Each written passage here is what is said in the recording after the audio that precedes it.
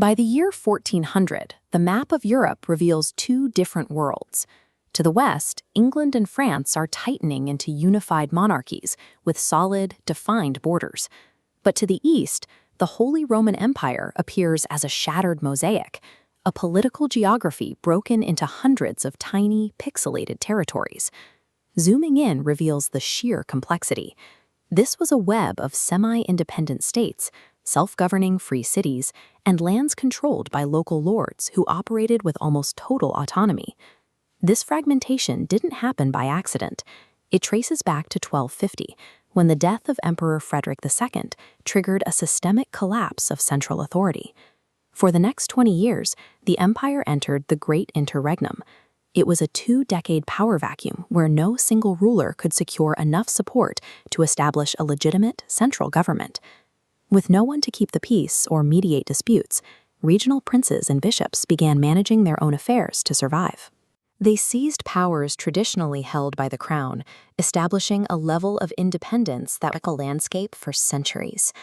When the interregnum finally ended in 1273, the powerful regional princes intentionally chose Rudolf I of Habsburg for the throne. He was a minor count from a less prominent family, the kind of candidate the princes believed they could easily control. Rudolf understood that the imperial title itself no longer held much practical power.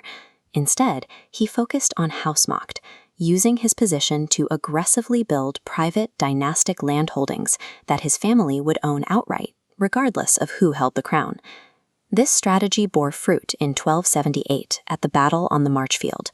Rudolf defeated King Ottokar II of Bohemia, who is depicted here slain at the feet of the victorious Habsburg forces. This victory allowed the Habsburgs to seize Austria and Styria, planting their seat in Vienna. They had successfully built an independent dynastic stronghold that would survive even if the empire itself crumbled.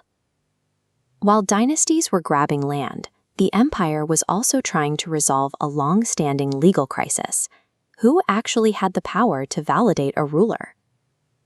For generations, the popes in Rome had claimed they alone could approve or depose a Holy Roman Emperor. In 1338, the German electors finally pushed back. They met at Reims and declared that the emperor's power came directly from their votes, rejecting the need for papal approval entirely. This legal defiance effectively isolated the empire from the papacy. The ultimate authority to make kings had officially moved from the church to the regional princes. To prevent further civil wars and finalize this new power structure, Emperor Charles IV issued the Golden Bull of 1356. It was more than a law.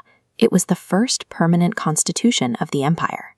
The document concentrated power into exactly 7 permanent electors, 3 archbishops and 4 secular princes. These electors received total sovereignty within their own lands, legal immunity, the rights to all gold and silver in their mines, and the authority to mint coins. The Golden Bulls succeeded in stabilizing the election process, but it did so by legally stripping the emperor of his most basic powers.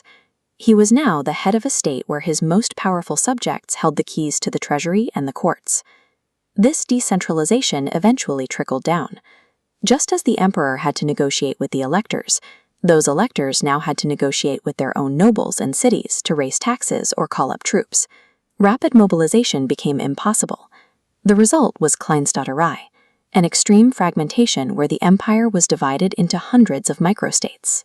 The emperor remained the nominal head of the system, but he lacked the authority to field a unified military or command his subjects. This structural weakness proved catastrophic during the 30 Years' War. The empire became a hollow battlefield for foreign powers, leading to events like the destruction of Magdeburg, shown here.